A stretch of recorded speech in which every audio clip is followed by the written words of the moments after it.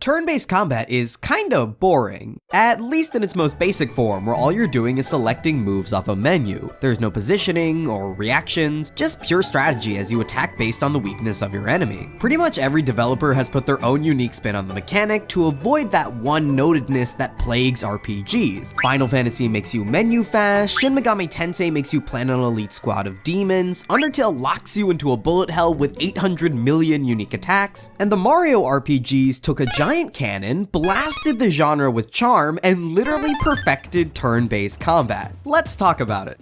Super Mario RPG was a strange title when it was released. When every other JRPG was dealing with castles, kings, and steel swords, Mario got blasted out of King Koopa's castle with a giant sword. But what those games didn't have was platforming. Now instead of just walking from dungeon to dungeon, Mario RPG challenges you to time your jumps onto spinning flowers. It made sense considering the origin of the guy in the box and was widely more engaging than its stiff traditional counterparts. That engagement was probably what inspired them to bring the platforming to turn-based combat, and thus we get the birth of timed hits. Just from an overall perspective, time hits are genius. Like, you're gonna watch your character play their animations over and over again throughout the course of the adventure. Make them a little longer, a little flashier, and all of a sudden your game looks so much better and has room for skill expression. It's so simple. Press a button at the correct timing and be rewarded with extra damage. Basic attacks are little quick time events. Even when you're mashing through, you gotta stop just to hear that satisfying.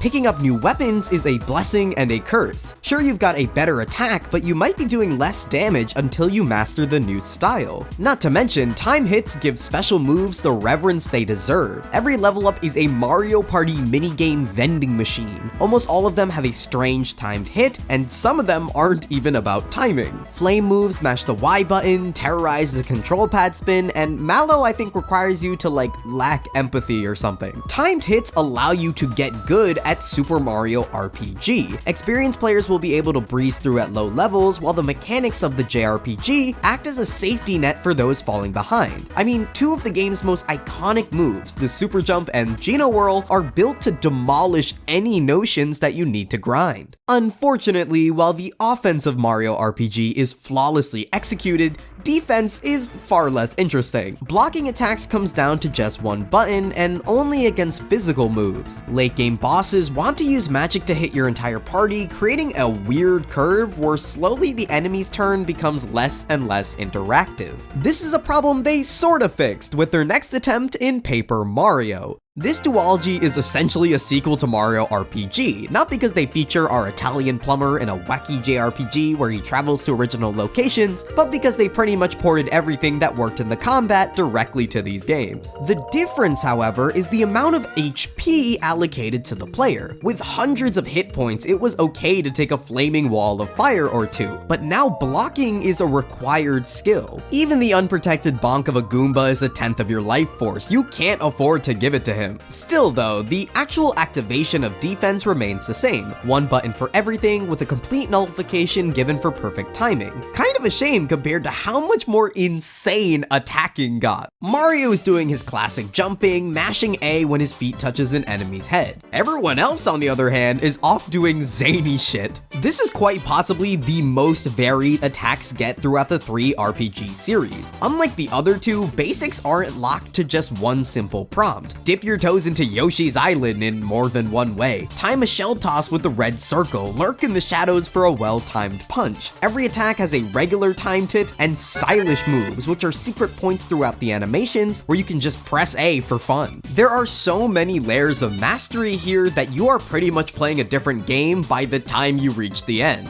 Don't even get me started on the star powers, which truly feel powerful thanks to all of the work you gotta do for them. There are more inputs required for Sweet Treat than some RPGs need for their entire run. Some people would call this annoying, and I would agree if they were allowed to go any further in the sequel, but they replaced the RPG elements in Super Paper Mario for one of the best stories ever told. By the time Paper Mario was allowed to return to its roots, it wasn't interested in being very good. Sticker Star is a confusing mess of a game where you use a real-life baseball bat to crush people's skulls in. Instead, it would be up to the most recent of the Mario RPG series to finally perfect turn-based combat. That series is Mario and Luigi. Superstar Saga really does feel like a handheld version of the previous games. All of the fat is trimmed off to create a much more compact experience. Your attack list is small, 8 specials split between just 2 party members. They share equipment, attack the same way, and even have the same last name. But by making Superstar Saga so compact, it allowed for a renaissance of the enemy phase. A for Mario and B for Luigi. It controls everything they do, and finally we've doubled the amount of buttons required for defense. Before, you had to like vaguely time a block with the moment you got hit. Like, seriously, how are you supposed to do some of these? Since every boss needs to telegraph which bro they're going for, it becomes much clearer on how to avoid damage. Some tells are detrimentally obvious, while others are just regular obvious, but it's enough to keep you on your toes. This system also brings back the levels of mastery seen in Paper Mario. You can either completely jump over an attack with a decent timing, or grab some extra damage with a perfect one. You don't have to take a single point of damage the entire game. Mario and Luigi would keep pushing the envelope with its next installment, Partners in Time. Once again, defense has been doubled with the babies on X and Y.